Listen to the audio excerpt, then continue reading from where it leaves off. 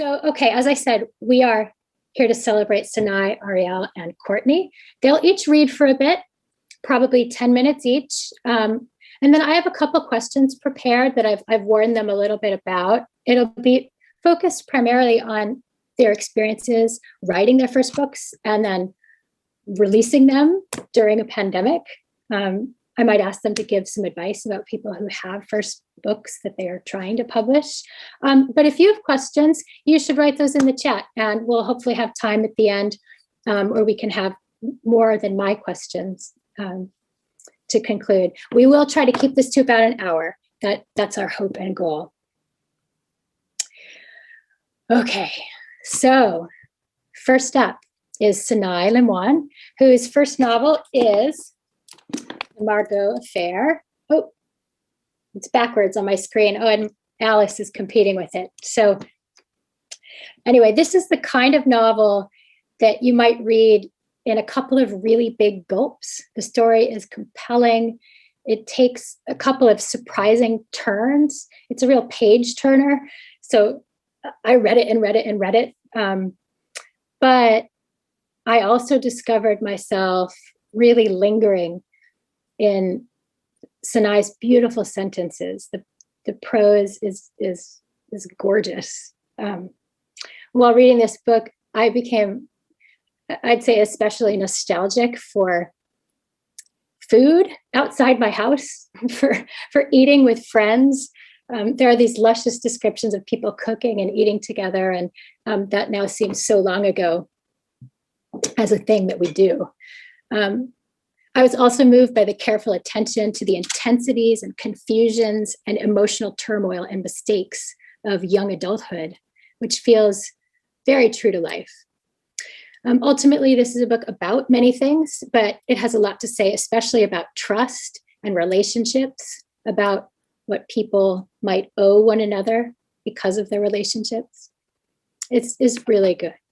And I hope you'll all read it. And we put a link in the chat so you can get it. So please help me welcome Sanaë. Thank you.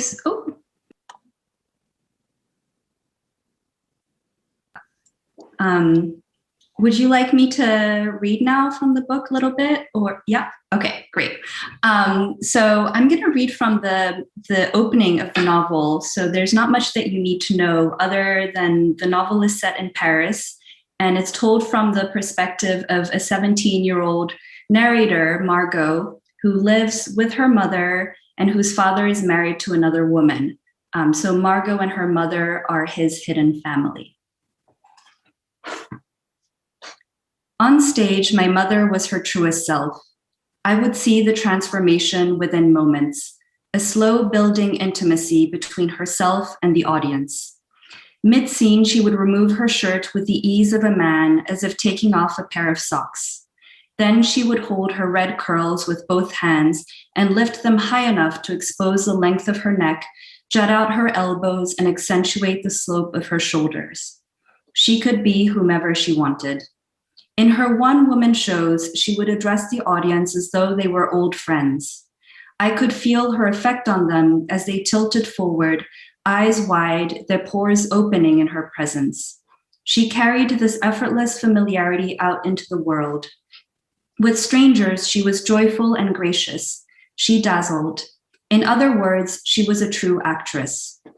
She had been acting since her teenage years, but it was a lead role in the 90s when I was barely 5 years old that propelled her career and led to her solo acts. The play in question was Mère, a short, forceful production that ran 80 minutes without an intermission. It had a small cast, a man, his wife whom she played, their 3 young children, and the man's father. It ended in a long scene where the mother kills her children in a bathtub. The potential for such a violent act wasn't at first visible in the mother, although there was a hovering sense of unease interspersed with moments of levity and tenderness. At that age, no one told me my mother was playing a woman who murders her children, but I knew off stage she would often choose to stay in character. At home, she was a stranger to me. I wanted her to return to where she'd come from, as if she could be reabsorbed into herself. She was turned inside out, her interior laid flat along her skin for everyone to see. I preferred her right side out, a mother in the conventional sense. I wanted to be proud of my mother, and yet most of the time I would find myself annoyed. What others admired in her seemed exaggerated and theatrical to me. Well, it is theater, Mathilde said when I complained. But I want to be moved by her. I want to stand on my feet and clap with all of you. What high school girl is moved by her mother? A good one. We love that you're not good, Theo said. Theo and Mathilde were my mother's closest friends. Mathilde was a renowned designer in the theater world, specializing in embroidery. She tailored my clothes and made me dresses for special events. She had worked on the costumes for Mère. Theo, her husband, was a dancer. My mother had trained as a dancer in her youth and felt an instant kinship with Theo. With me, my mother cultivated distance in a more deliberate way. I had memories of standing outside her room, knocking on the door. Maman, I'd say, thinking she hadn't heard me. One day, I transitioned to Anouk, hoping she might better respond to her name. Over time, it became harder to say maman. The soft consonants would belie the estrangement I so often felt around her. Anouk, on the other hand, ended with a sharp edge, and when I yelled her name, it was like throwing her over a cliff. Her bedroom was smaller than mine, with a flimsy wooden door and a gap the size of my toe between the floor and paneling. I remember her voice on the other side, practicing the same line over and over again. I should have pulled you from that dark place and covered you with kisses. I would wait for her to open the door. When we were alone, she'd look at me with a serious expression and say, "We have to cut the cord. Too much affection is the greatest handicap."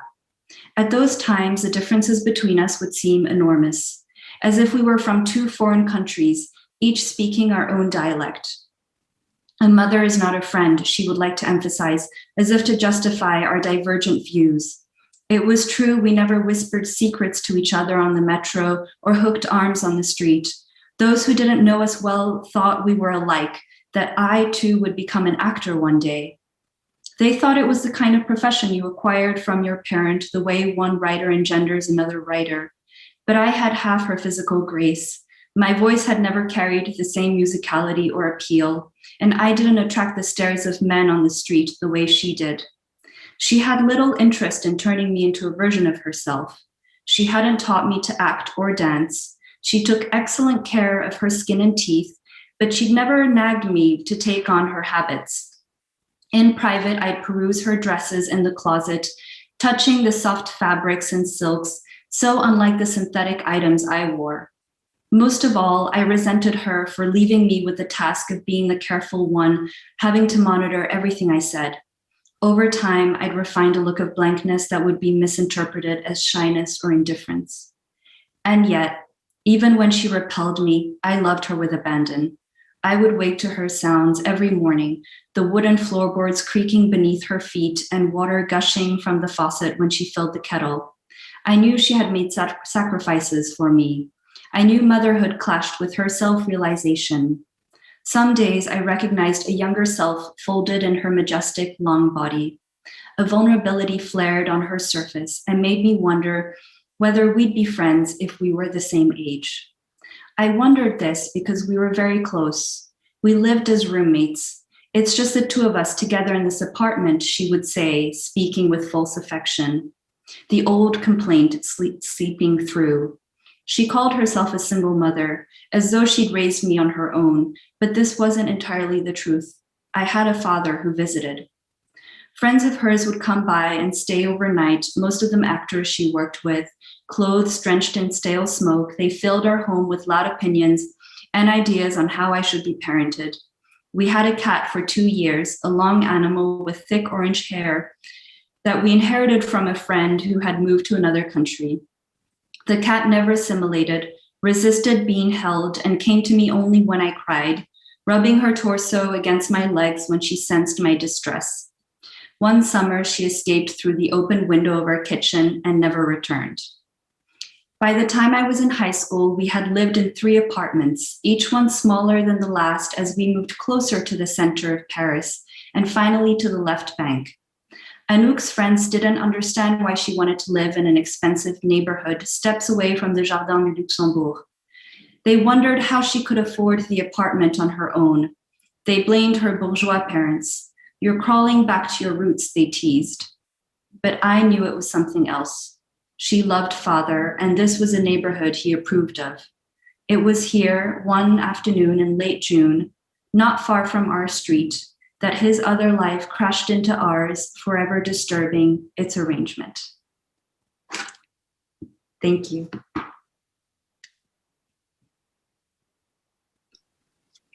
Thank you, Sanaë. That was lovely. I encourage everybody to check out the link and buy this book. It's very good.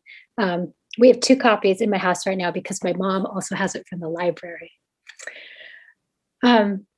Next up, we have Ariel Resnikoff, a poet whose work explores borders and exile, and especially the way language travels across borders and how people navigate and respond and live within such transversals. His work offers a complex look at translingualism, or the ways we live with or encounter multiple languages. And he's interested in the kinds of translation work we do when we encounter language in the world, especially language from somewhere else, including our own somewhere else's. The work deals with questions of language origin, cultural difference, the concept of exile as a kind of dwelling.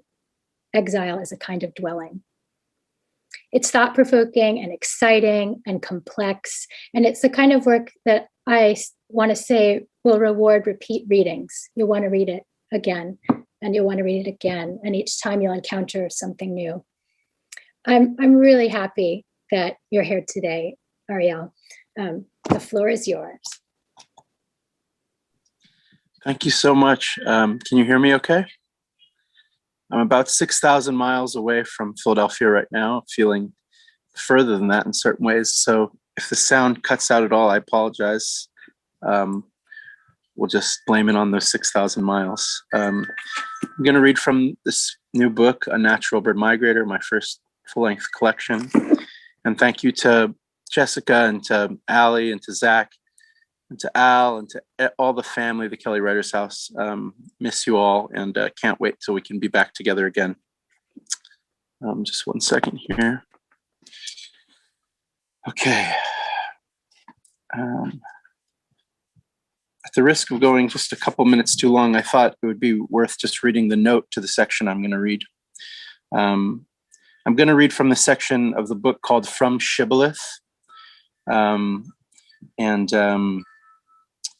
Here's the note on the section. These works take place on the border of Israel, Palestine, Lebanon during 2 deep forensic architectural traverses I participated in, led by Riv Weinstock and our Lebanese artist, architect, activist, friend, and collaborator, whose name we cannot share for safety reasons on the other side of the military fence.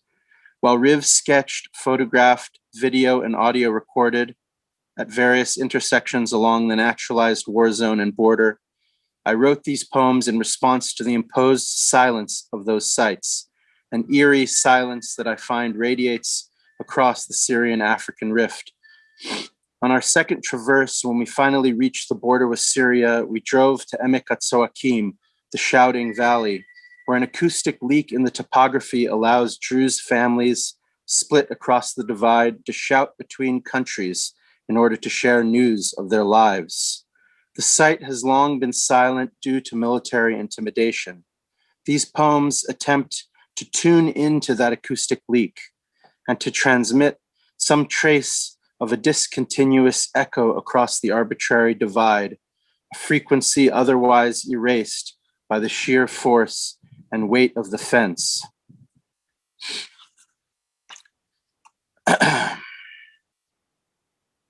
From Shibboleth. And the section begins with an epigraph from Edmond Jabès, the Jewish French-Egyptian writer, whose every page is an abyss where the wing shines with the name. Crawbird on border, not the same now, never the same after all as overcast skies, clouds, pulsating gray over Nakura. Waves bake bleached black beaks on border as stones foaming tide comb in too much trash to feed the landscape. Charcoal scratching fires lead water scrub on shore, rubbing stone on stone. This is just on the other side of this, probably gone by now. Phoenician room entombed in nostalgia, crab, apple perch builds cactus life behind an abandoned castle. Who lived here who can still speak, say her name? Sarah. Stone on stone, skeletons, destroyed inhabitants, dome of bone, crows perch with our backs to the sea, sparks memories, sensory seas. What do you see?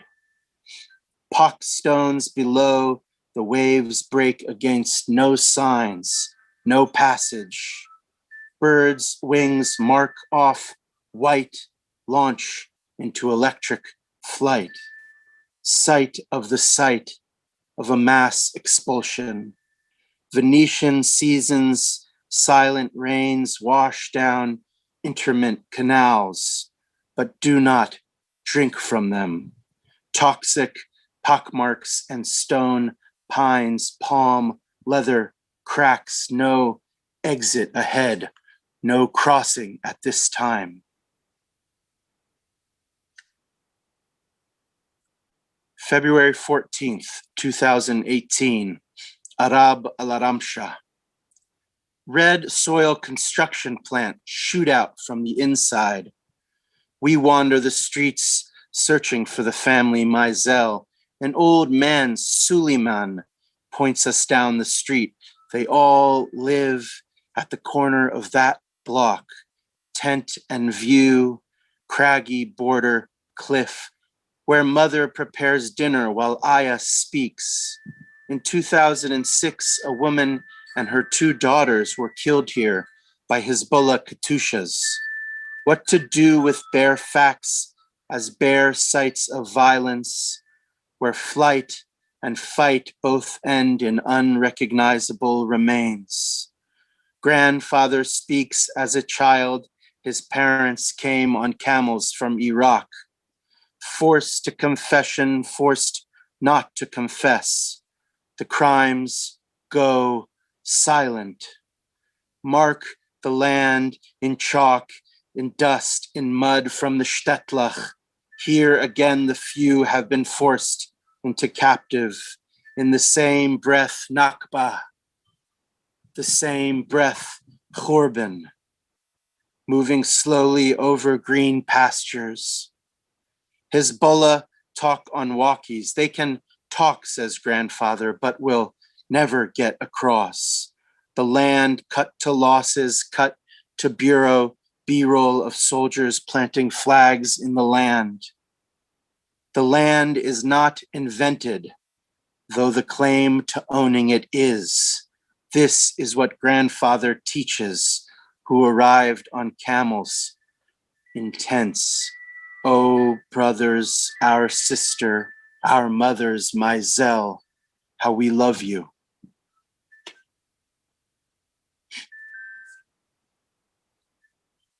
August 18th, 2015.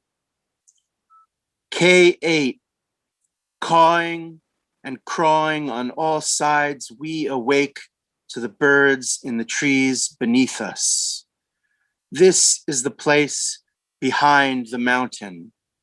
This is the place, soft in ink, garden of okra and plywood, garden of graves and silverfish, garden of the names of disappeared and now invisible, Nister. The border is a tractor in the mud. The border is a grammar built on power. The food we enjoyed grows rotten in the mouths of the border guards. Sharpen your eyes after to see where the border leads nowhere. Houses carved in caves on dead Phoenician names paid in blood and snails. Thin is the way the word fails. From the panhandling border of invisibility, not in purgatory, but reality, morning stories grown into narrative grass, and fruit small animals feed on the remains. Pastures still full of remains, though no one remains, have gone down to the valley of screams. Rasping and gasping she rattles, no escape but through the fence. Approaching the Black Sea for Rachel Blau Duplessis. Approaching the Black Sea hidden in light, and on the other side of the sea, a valley whose height they say reaches the sky. At what we shouted, be what may. So we began to walk on a slant through the air across diagonal crevices until we reached the bottom, what they said, where having felt the ground, we stopped walking in the dark. Instead, a cliff of mountain air, and seeing that because of steep smoothness, forced to clamor with hands and nails, teeth and tongues for sheer violent strength to reach some top. And as soon as we stopped, an extraordinary silence, and there were many failed believers there, seized by joy, and we did not want to walk on the mountain with our whole bodies, saying to ourselves, we must protect ourselves. Poland, Palestine letter for Ahmad Almala. So that these words shall not be written to no one. Go ahead into the city of Al-Quds, what the ancestors called Yebus, and when you come to the first gate, wait 9 weeks in meditation, fast, and drink no water. And when we approached the first gate, I remember a bloody larynx hung at the threshold, a sign by which we should not go on and by which you could not, so that we swept our feet across the entry floor as a sign to the guards we would not leave.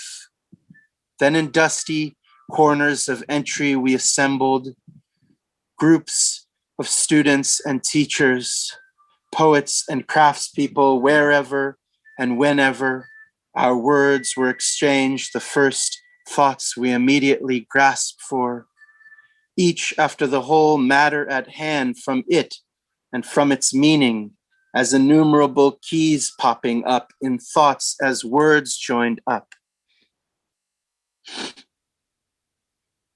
And at last we saw the first who also sat as teachers and students dressed up like us in shotness coats. They immediately asked after you, at which point we have come, but have not the strength to say what they asked for. The ancestors who took that burden on their backs, who packed themselves tightly in exile, though dispersed. And this is the last poem. I apologize if I went a little long here. Con Destruction for Gabriel Levin. In whatever shape or form it takes, what breaks, drills, the body wakes into a land not promised you. On archipelagos of sound, a silence reigns, maimed and claimed as one of those who knew you well. Whomever sounds, the sound resounds and sorts the mounds and bodies left for dead. When the sun sets over a different place. The place is not the place, but the face, she says, moment to moment, mouth to mouth in the cave of the shark in the body of a bird. I'm in bed by 10 a.m. with my earplugs in, and still the drilling persists. Neurotic mists conjure valleys of erotic shit, valleys of the wretched myth of persistence. Subsistence consists of existing conditions, a fist in the shape of a rose. In the valley of resurrection, morning recovers strangled birds on all sides by blinding light we can't see. It is the light before dark. It is the darkness probed in light. If I am the sight, give me sight to hold and behold the cold, not the cold, our hunger, not our hunger, with poems between our teeth, feasting on the least and starving on the bones. In the beginning, we cut stone. In the beginning, we roamed and combed ticks from our sheep. Sights and excursions excavate our lines, find and do not find, in mine and not in mine. The yellow berries that carried me through sleep, corrupting my distracting by the wheat of the weak and saying, we are those who have gone crazy. Mark yourself in ash above the temple, sort what cannot be sorted, the mortuary's mountains below, above the summer snow, to know, no, never to know, to go after what cannot be.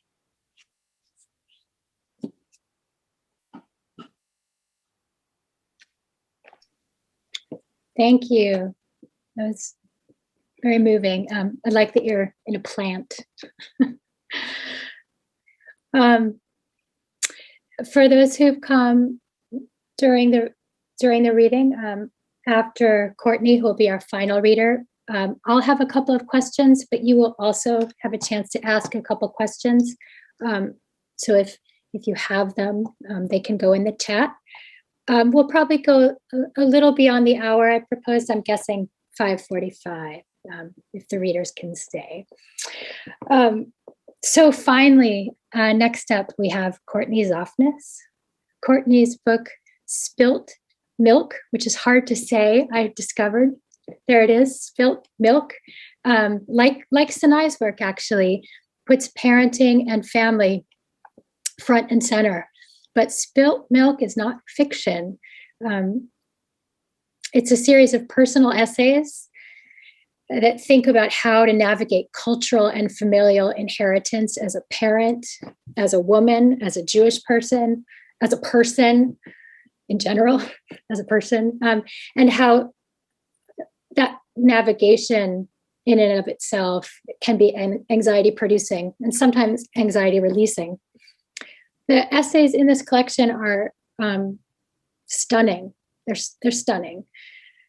They're deeply personal, they're honest, they're moving, and I'd say they're brave. It's about Courtney's lived experience, so I think that might be a given, but they're very, very stunning, as I said. There's a certain kind of vulnerability, I think, in sharing your lived experience. And this work in particular tackles great big questions about how we absorb and transfer cultural knowledge and familial knowledge and personal knowledge in ways we want to and in ways we don't want to, and in ways that can be surprising. I've read this collection twice. I know I will be gifting it for sure. It's a really good book. I think we'll probably put a link in the chat so you can buy it, along with Unnatural Bird Migrator, which should be there as well. So please help me welcome Courtney Zoffness. Thank you so much to Jessica and all. And it's very sweet for me to return to the Kelly Writers House community where I gained my literary sea legs. So I'm going to read from Spilt Milk. And Sanaë and Ariel, I really admire your work, and it's a pleasure to be in your company. So this is from a section called Boy in Blue. Boy in Blue. Most mornings, my 4-year-old arrests me. Usually he's in uniform, a blue jacket with yellow buttons and a matching peaked cap. I saw you stealing, he'll say, nose crumpled like he smells trash. He yanks toy handcuffs out of his pocket and jiggles them. You're going to jail. The narrative plays out a number of ways, depending on how much coffee I've had, how committed I am to role playing at 7 a.m. For how long, I might say. 5 minutes, he'll reply, or else something more cryptic and unsettling. 19. 19 what? I resist, say, it wasn't me, officer, you're mistaken. Sometimes his brother Oliver, age 6, is my alibi. It wasn't mommy. Officer Leo squints, shifts his lower jaw from side to side, mumbles something to headquarters and his faux walkie-talkie. His superiors are surprisingly flexible. I'm sorry, ma'am, he says finally, and unfastens my binds. It wasn't you. It was someone who looked like you, which is to say, a woman whom the world sees as white. I ascribe Leo's fixation to geography. We live 2 doors down from a New York City precinct station. Before we moved in, my thoughts on the apartment's location were comprehensible. I disliked how the huge municipal building sapped the block of charm. Wondered if we'd be less likely to have our bikes stolen off the front patio? Nope. If we'd have ready access to help? Yep. Officers have twice given our dead car engine a jump. What I didn't account for were the effects of my son's exposure to law enforcement. How after a Minneapolis police officer killed George Floyd by kneeling on his neck, our block would be cordoned off for weeks to prevent citizens from demonstrating their rightful outrage, and come nightfall would serve as a headquarters for state police and ICE officers in combat gear. I didn't consider that a dozen times a day all year long, we'd walk past men and women in uniform on our shared sidewalk. Sometimes they're in bulletproof vests. Sometimes they're gathered ceremoniously on the precinct steps. Sometimes they're leading a person in handcuffs out of the backseat of a cruiser and across our path into the station. My children study their equipment belts, which are at their eye level, look back and forth between the arrestee and the officers clutching their elbows. Leo will want to know things when we get home. What the bad guy did, I'm not sure. How the officers caught him, I don't know. If the handcuffs lock, since his do not, and what kind of food they serve in jail, and if the person will be imprisoned for 1 or 11 days, and what do the officers do if he escapes? Leo will want me to know that when he's a cop, he will be the best bad guy getter in Brooklyn. My toes curl. I will wonder, what would he dress like if we lived on a different block, in a different city, in a different country? Sometimes I push other outfits. Want to be a superhero today, I say, or a sea creature? I dig out a squid hat. My suggestions confuse him. No, he says, clipping a ring of keys to his belt loop. I told you, I want to be an officer. Also, he says, he's missing something that all real officers have, a gun. Can't he get a toy one? Dramatic play, experts say, can help children sort out fantasy from reality, can help them learn about symbols. What, I'd like to know, does a lethal weapon symbolize? One morning, while Officer Leo patrols the living room, Oliver sidles up to me in his pajamas. He is quiet, checking to see if any of his teeth are loose, eager to have a jack-o'-lantern mouth like the other kids in 2nd grade. He's one of the youngest in his class. Nothing moves. He sighs, starts to speak, stops. Most people we see in handcuffs, he says, have brown skin. He holds my gaze, scans it for something, opinion, emotion. He wants to know what this means, how to feel about it. They do, I say, gut seizing. I sustain wide eye contact, an attempt to buy time. I think, this is how the association coalesces, the good, bad, with the cop criminal, with the white, brown. I mutter something about how Black and Latinx folks make up less than 1/3 of the population, but more than half of those imprisoned, that criminality and law enforcement are complicated, that people with white skin break just as many laws. Everything feels inadequate, opaque. Oliver sucks his thumb. Sometimes, I say, officers make mistakes. This is also not an answer. Systemic racism is not a mistake, nor is an inequitable status quo that officers must uphold. Where to begin? What's the beginning? I say, someone can make a bad choice and it doesn't mean they're a bad guy. I do not know if I am talking about the arrestee or the officer. What's a good guy? I say, not all people are treated equally. A Saturday, Leo stares into his bowl of Cheerios as if decoding a pattern. The visor of his police hat obscures his face. Behind us, Oliver plays with Legos, good guys versus bad guys. Where do officers bring criminals, Leo asks, if the prison is full? That's a problem, I say. America has too many prisoners. He chews, frowns.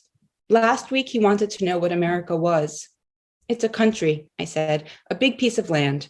But what is it? He asked. He did not understand the profundity of his question, did not know it stoked in me notions of nationalism and sameness and difference, conjured the ex-president's solution for making America, quote, great, giant xenophobic walls at the country's borders. Then America, to Donald Trump and so many politicians alongside him and before him, is a place for people who look like he does, a place for people who look like my sons. I say, America has way more prisoners than any other country, and it's not because people here behave extra badly. There are whole schools of people in lockup, I say, entire cities. Maybe, I say, too many things count as crimes? He nods. Maybe, I say, there's a better solution than prison when people don't follow the little rules? Leo wipes his milk mustache with his uniform sleeve. Then he hops off the counter stool. I wonder if he's going to shed his costume and rejoin the civilian population of his family. I want him to say, the only fight worth having is one for civil rights. Instead, he cuffs me. You're unarrested, he says, his misunderstanding of under arrest. In my bedroom, AKA the precinct station, he tells me to have a seat. The stock narrative resumes. I saw you stealing, he says, voice rugged with faux fury. Why did you steal?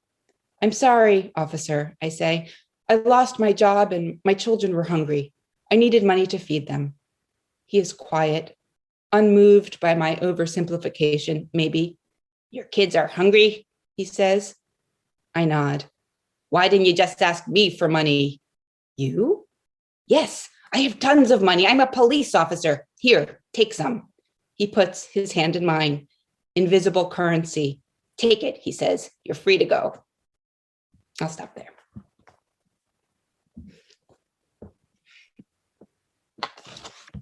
Thank you. I told you this, but I read your book on the election, during the election day in November, as I was watching returns. This is what I did all day. And it was the right book to be reading that day, I will say. Okay, so we have time for some questions. As I said at the start, I have a few questions. We probably have time for a couple of questions from the people who are watching. So I hope if you have a question, you'll add it to the chat. But I'll just jump in. We put the three of you together because you all published first books very recently. So I'd love to start with that commonality. Can you share the story of your first book? What was the path from idea to book, if you can recall? I know it might have been a long path.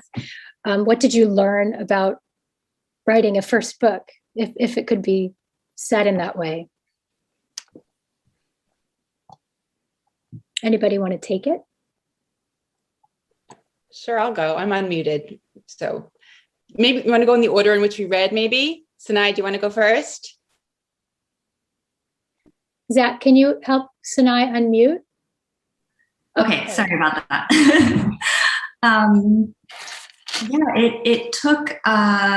It took many years to write this book, or from beginning to publication. I started working on it in 2012. So just after graduating from Penn, I was getting an MFA in fiction writing at Columbia. And I had this idea, it was inspired by something that had happened in my life a couple of months before. I'd found out that my father had a second hidden family. And I didn't think, I'm going to write about this event that's happened within my family, but it was on my mind. I wasn't talking about it very much with people around me. And I started imagining a character, Margot, who's the hidden daughter of a French politician and a stage actress. And so what interested me was the other side, the life that I hadn't lived at all, but a child who shares a parent with two families. And I started writing it as a short story, and then I was interested in the characters, and it grew into several short stories. And the really kind of transformative moment at that point was taking a novel writing workshop that lasted an entire year, which is quite unusual in MFAs, or at least at that point, it was the pilot year for a long class where it was the same students and the same teacher for that entire stretch. And we were workshopping 50 to 100 pages at a time.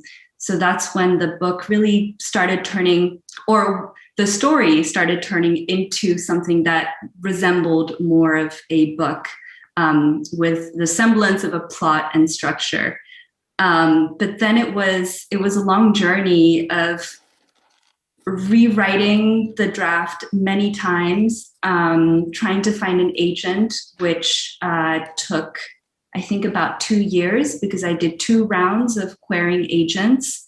And then once I had signed with an agent, we worked together for another 1.5 years or so on edits. At the same time, I was building a career in food as a recipe writer and cookbook editor.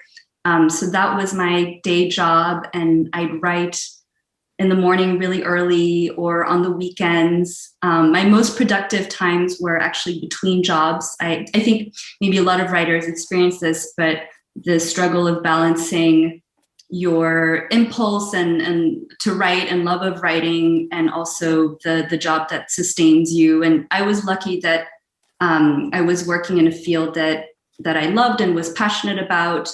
But that also increased the challenge of how to not be consumed by the other thing I was doing. And so I moved around quite a bit career-wise. And whenever I was between jobs, maybe I had a week or 2 weeks, and I would treat that as a mini writing retreat and work as much as I could on my book. But it was quite slow. And then so it must have been about 6 years from starting to write the novel to when we sold it to an imprint at Penguin Random House. And I worked on edits for another 6 months with my editor, and then the imprint shut down, which was very unexpected. So my editor had to leave, and I got moved over to another editor at another imprint within Penguin Random House, and started the editorial process all over again with this new editor who's wonderful. And it turned out to be kind of a blessing, or maybe I've rationalized it that way to myself. But it did mean that I had 2 very, very smart editors looking at my book, also an agent who had worked with me on the book previously. So I almost had three professional editors helping me with it. And it was a mix of working on character development and plot and structure. I'd say that for me was the most difficult part of this book. It wasn't so much the world or the sentences. It was figuring out how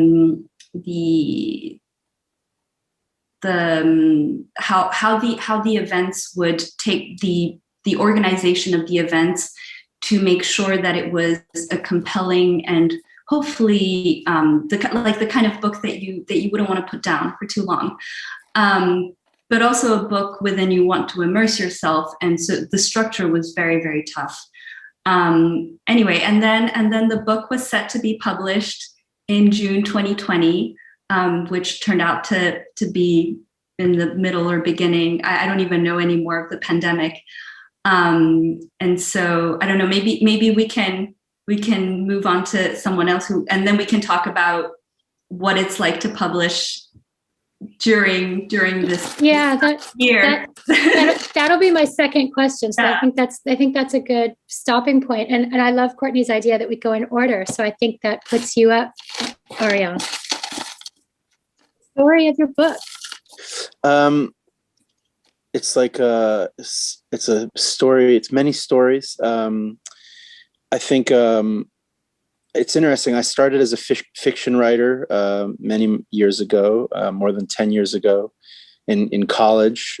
So I came to Penn as a graduate student, not as an undergrad, and was already a poet when I discovered Writer's House and became involved there. But as a fiction writer, in my early 20s, I had, this idea about writing that was very sort of project-based and very contained. I thought that, a writer needed to be at the desk, 8 to 10 hours a day, like a day job. And I did that, at certain points when I could get money to do it, but it never really like stuck. I often ended up, sitting for long hours, not doing anything. And anyway, at a certain point, I realized that what I was most interested in fiction was the poetics of fiction. And I wasn't interested in everything else. And I mean, I am interested in it, but not writing it, reading it, I'm interested. And I came to poetry, and poetry is like this everyday micro socio-poetic practice where when people ask me, are you writing? It's like, I'm writing all the time, but it's into notebooks, and poems are sort of coming about in these weird ways. I don't sit down to write a poem. Very, very rarely do I do that. Poems are they percolate, and they sort of they don't write themselves, but they also, it's a strange compositional method. They sort of come to being, and they're very separate from me or from the short stories or, attempts at novellas and things or essays that I used to write. So it's a funny thing about the book. It's like, really, and I've said this in an interview with the publisher when they asked me the same question, really, it was about like one night at the print shop at 39th and Walnut, in West Philly, printing out 90 or so pages, bringing them home, splaying them on the floor. Like at the time I thought of them as piano keys, and, arranging and then seeing something in that arrangement and thinking, oh, this isn't just a bunch of random work. This is a book. But at that point, it was only a manuscript. And I'll just say that what ended up happening is I shopped it around to a lot of different presses, and it was shortlisted in some places and then, dropped. And finally, the first press that at the very beginning said they would publish it, that ended up, after like 2 years of shopping around, finally, it seemed actually that this was the right press, and it was. And this publisher allowed my partner, who's an artist and designer, Riv Weinstock, to actually do all of the design. So we did it in isolation, in shelter in place from California, but I didn't have to go back and forth with proofs with an outside designer. Riv and I worked on her architecture at her architecture office at home on her big computer, and we did it together. And what's amazing is that actually I would say it became a book during those sessions, that a manuscript is just a manuscript, but a book is something else, and a book is designed, and a book is a team which puts a book together. So I could say this is really my first book because I really saw what it takes to make a book, and it's not just writing, it's a lot of things. It's fantastic. There's some commonality, I think, in your stories, in the coming together, especially through the working with editors and designers, and that's interesting. Courtney. Yeah, and speaking of commonality, I'm also a fiction reader and have an MFA in fiction, and am still, writing in that genre, and became a mother and then a mother again while I was working on fiction, though per Sanaë's point about trying to squeeze in writing amid everything else, I also have a full-time academic job, and, being pregnant and then a mother and then 2.5 years later, a mom again, really interfered in my productivity. Can you imagine? So I found motherhood to be, and I still find it to be, really profound. and really intense. And there was a way in which I wanted to gain some clarity on experiences I was having or observations I was making or fears I was having. And fiction seemed like an insufficient genre to gain like real-time, real-world clarity. So I started writing these essays, but they're, I mean, as you can see, very narrative and really influenced by my training and interest in fiction. And I was writing them, I thought that they were sort of one-offs, and I was publishing them here and there, and then, you know, teaching and mothering and living. And then I gave a reading, and the person who had invited me to give a reading had taught several essays because it was a nonfiction class. So I quickly reread what I had written to make sure I remembered and that I could speak to it with any authority, and realized that there were several threads in common among the few that he had taught, and that they shared those themes in common with what I was working on and what I planned to write next. And actually a friend of mine that night, out for drinks, because I used to do things like go out for drinks, said like, "You're totally writing a book." And I used to, you know, joke that she accused me of writing a book, and it turned out that she was absolutely right. And my process to publication was a little different. I think everybody's, of course, is always different. But I had an agent, in part because of my academic job. I'm the only full-time creative writer at my institution, and was working, I'm on the tenure track, and needed to demonstrate seriousness of purpose. And agenting up is one way to demonstrate that I am not just a writer by hobby, but by trade. So it was a little premature. I agented up before I had a full manuscript. But luckily there was interest because I had won some prizes for short fiction, and whatever, had some publications. So I was grateful that was not a painful process. And I had published an essay and an anthology from McSweeney's, and essay collections, or this is being talked about as a memoir by some critics, which I'm very much open to owning. But essay collections are not really a popular subgenre in the publishing industry. So I think my agent and I didn't expect necessarily that there would be like a crazy bidding war, because essay collections don't necessarily earn a lot of money, though you should all please get the book. And so going to McSweeney's, to an editor who already was fond of the work, seemed like the right move, and she took it. So I worked with them, not even that heavily, but part of what, not even that heavily on the editorial process. But part of what I love about the imprint McSweeney's is they make really beautiful books. And as you can see, it's really pretty. And not that I'm superficial, though I did study studio art at Penn. It mattered to me that, you know, how it looked reflected how I think of the work in terms of tone and everything else. Thank you. It is a really pretty book. It's really pretty. Hello. No. So another commonality that Sanaë referred to, and I started this event with, is the pandemic. The pandemic is a very strong commonality here. We're now more than a year in. It's upended so much of the way we do things. So I'm curious about a couple of things, and so you should feel free to answer whatever about this is comfortable. I'm interested in what it's been like to have a book come out this year. Have you connected with readers in the way you expected, or has that been hard, or have there been new avenues? Or a different version of this question is something Courtney's alluded to a little bit. What's it been like to be a writer this year when time is so compressed? I too am a mom with a full-time job, and it's just, you know, how is there time to do anything? So pandemic, new book, time, those are the general categories. Why don't we go in the same order with Sanaë?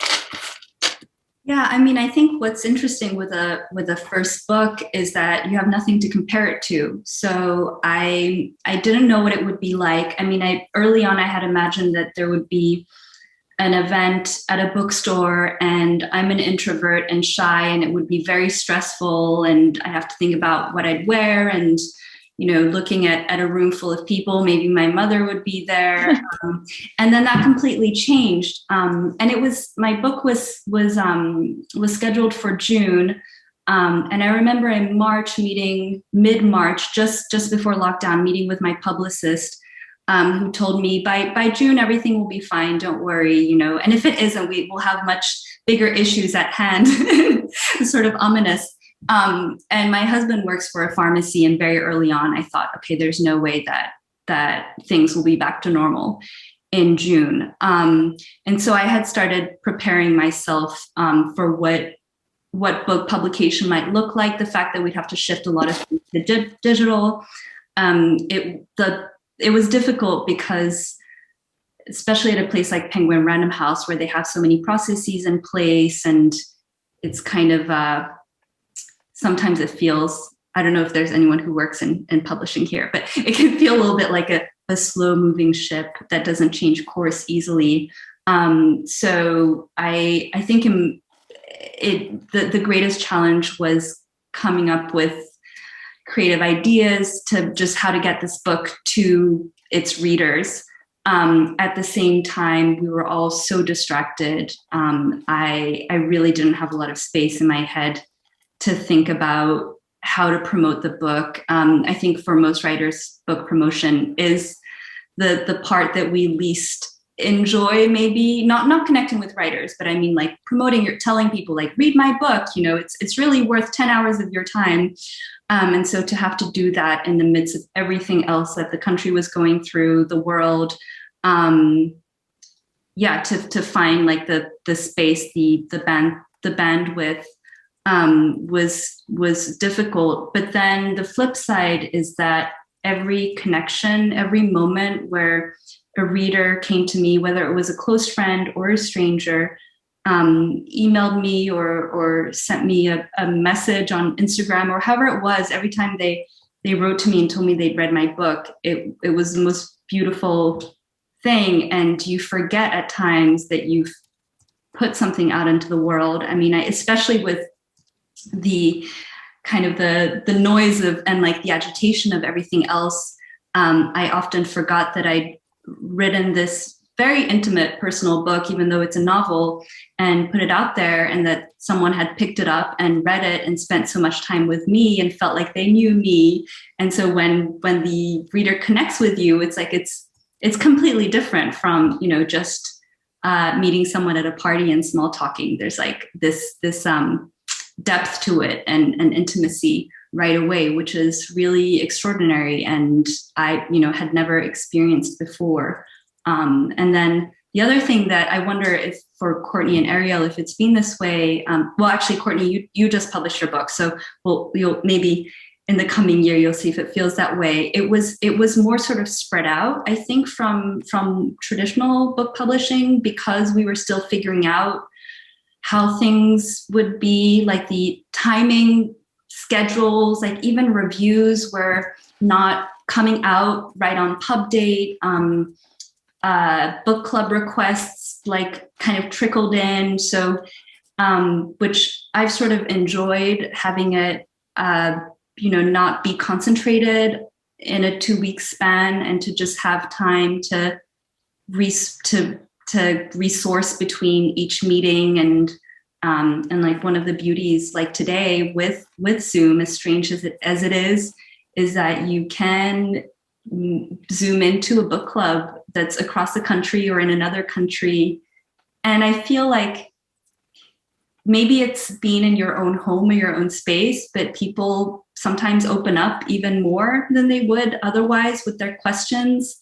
And I don't know, there's something very magical that can happen with the camera, which, sometimes you might feel more distance, but other times you might feel like it's more inviting in a way.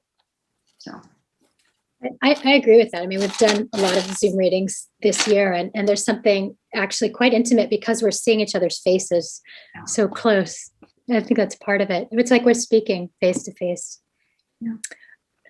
Ariel. ditto to a lot of what was just said. And I'm an extrovert. That's my only non-ditto. And in the poetry world, so much is about the reading and so much is about visiting other poets in other places. So when a book comes out, you schedule a book tour, no agent, and my publisher is, it's a small poetry press. So it's all done. It's all very grassroots, which I love. And I had, in anticipation of the book coming out, scheduled a bunch of trips. We were going to come back to the East Coast and come to Philly and go to New York and Montreal. And then a really close friend of mine and I were going to go to Mexico City and do a bilingual reading there with some friends. And day by day, as the pandemic sort of began to unfold, it became clear that each of these things was not going to happen. And there was some grieving and then mourning for that. But of course, always kept in perspective at, the fact that we were okay, we were healthy, we were at home. And if the book was going to come out on Zoom, then it was going to come out on Zoom. I'll say that one thing that really surprised me, which was really, I find to be quite extraordinary, not only about the sort of unexpected intimacy sometimes of Zoom, and now that we've all gotten so used to it, maybe even more so, but when we launched the book and I read with a dear friend and a friend of Kelly Writer's House, Erica Kaufman, and another poet named Tyrone Williams, both very close friends of the Writer's House.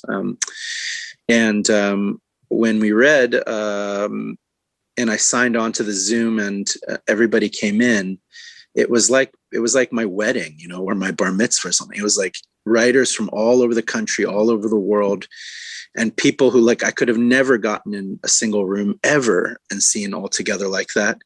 And probably most of those people would not have actually been able to make it to any of the events that I had, because it wasn't just writers from the various hubs that I was. So that was this really, really, really special thing that I hadn't expected. And I'm grateful for it. And the other thing is exactly, I just want to echo again, this notion that the trickle or the slowness that the pandemic has constrained us to, instead of getting everyone all at once being on one night saying to me wow, or the book's great, just little by little, email by email, Instagram message by Instagram message, and then the strangers start pouring in as people, it starts with friends and then it turns into strangers. And someone wrote me and said recently, I took psychedelic, I took acid and read your book, and it was, it blew my mind. I was like, wow, that's such a great compliment. A stranger took, not that I'm condoning taking LSD, but it just was a wild thing to find out. Sober. Right, exactly. It's just a wild thing to find out that that's what someone is doing with their time when they're taking, psychedelic drugs. So it's been a lot better than I expected. And I think this is what we do as humans and as writers. We adapt. Writing is a form of adaptation. It's a translation. And so we translate in whatever way we have to. Thank you. Great. Yeah, I love hearing these experiences. And my book is only a little over 2 months old. So as Sanaë and I were discussing a few minutes before the event, I think institutions, organizations, technology sort of figured itself out. And so it's not been really a slow, it's been I don't know, what can I call slow in 2.5 months, but I've done a lot of Zoom events. And I'm going to return also to Jessica's initial question about time, because I do have a full-time job, which is teaching on Zoom. And I have 2 small kids who are at home and learning on Zoom. There's a lot of Zoom, a lot of screens happening. But it's been quite intense to do a whole slew of events. And I had mentioned earlier that when I received a bunch of invitations and my publisher and publicist knew early on that this was going to be a virtual tour, because we were planning it well into the pandemic, and it was quite clear it was not ending soon. I just said yes, because I didn't know what would happen to a book being released into the void and competing with everything on the internet for attention. But it has, it's been a lot. But, also I second completely what both Ariel and Sanaë said. And Ariel, when you said your like virtual bar mitzvah, I had the same experience. It was like my kid's preschool director and my former mentor from Arizona, and like all these people were suddenly their questions would show up in the chat and I couldn't believe. I was like, you're here and you're here. So I do think that is a really special feature of being a pandemic author.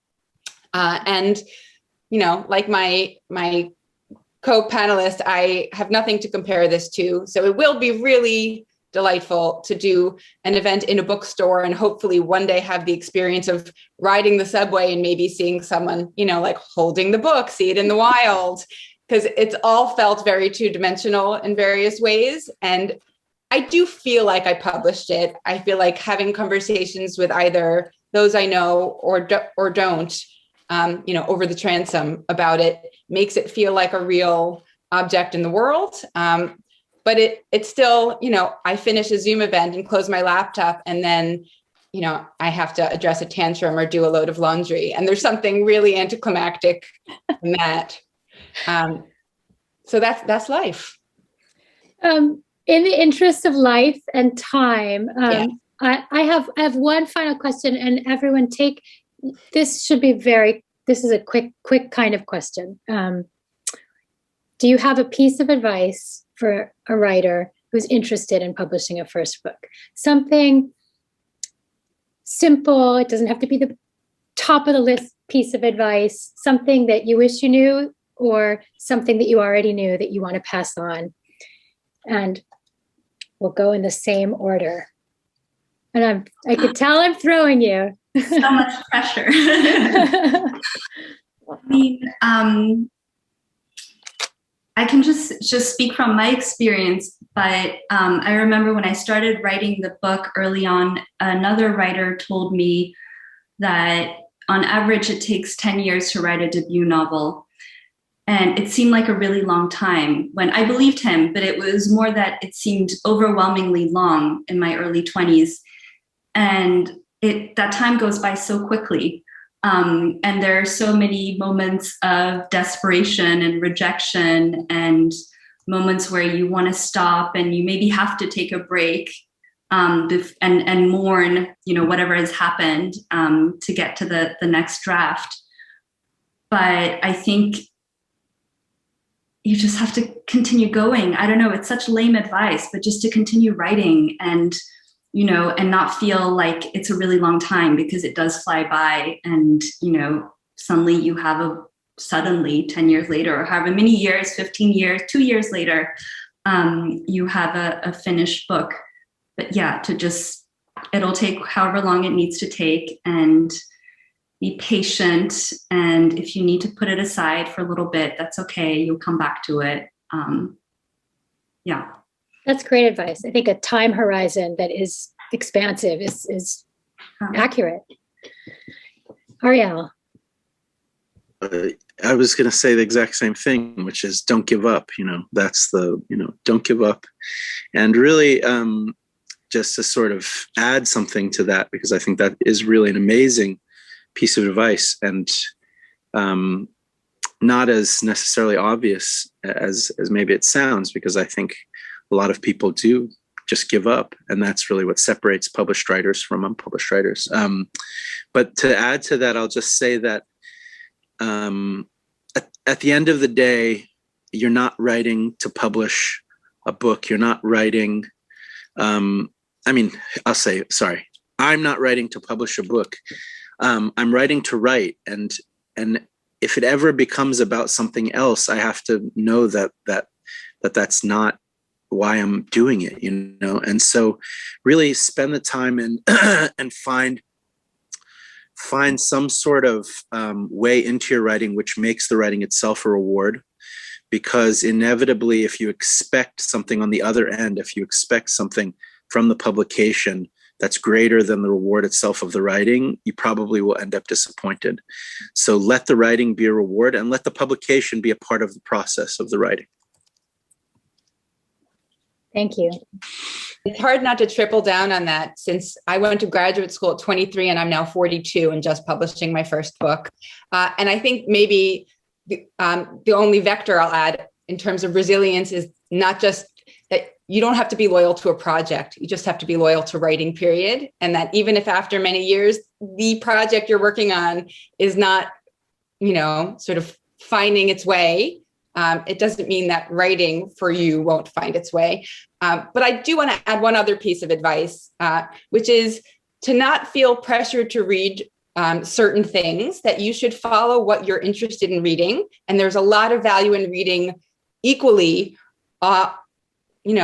along genres, outside of genres, all the trash, informational texts, like whatever nourishes you, I think has value, and not feeling pressured by reading a certain canon by a certain slew of white dead men, for example. Thank you. Well, I think we've reached the end of our time. Thank you, Sanaë. Thank you, Ariel.